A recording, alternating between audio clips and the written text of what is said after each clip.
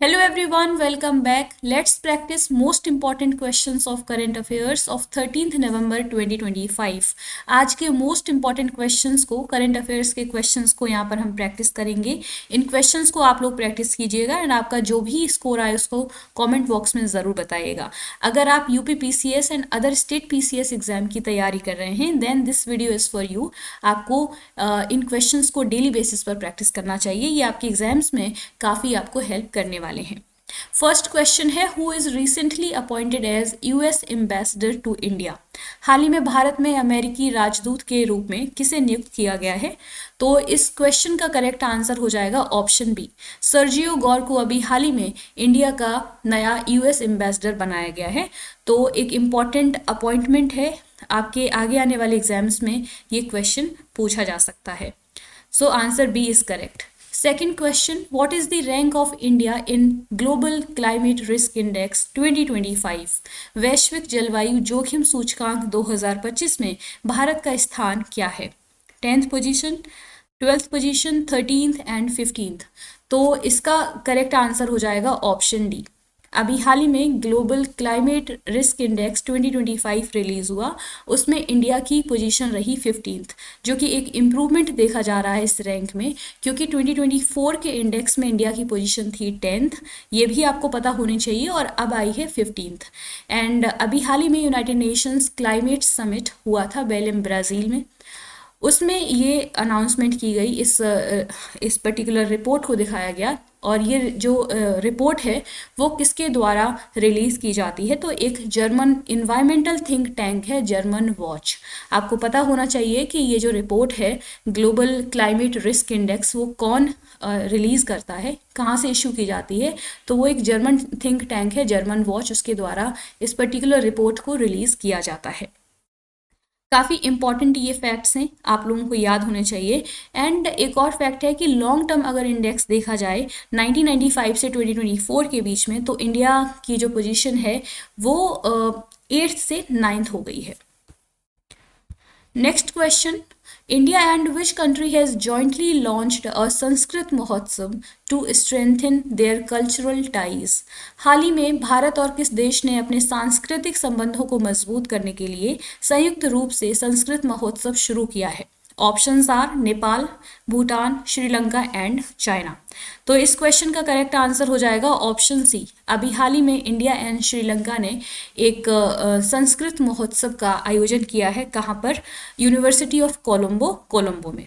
तो श्रीलंका में ये महोत्सव का आयोजन किया गया, इसका इनॉग्रेशन किया गया 10th नवंबर को.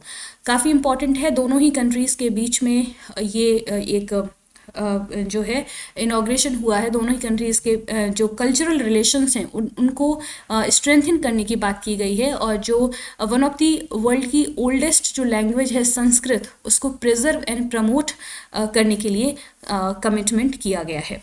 अगर बात की जाए कि श्रीलंका की कैपिटल क्या है, तो वो है कोलंबो. करेंसी है श्रीलंका की श्रीलंकन रुपी. Next question, which Indian institute has launched free biomarker testing for cancer recently?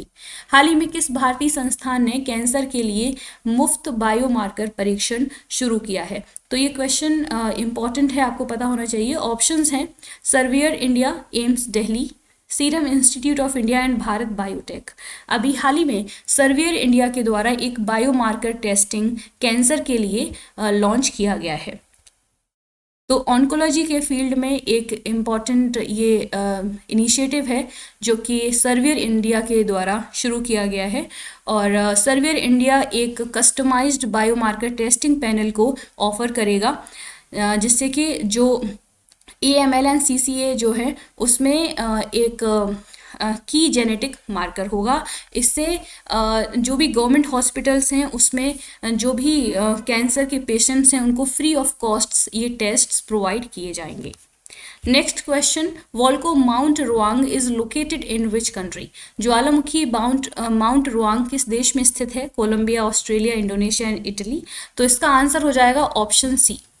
Indonesia में लोकेटेड है माउंट रुआंग, जो कि एक स्ट्रेटो वॉल्केनो है.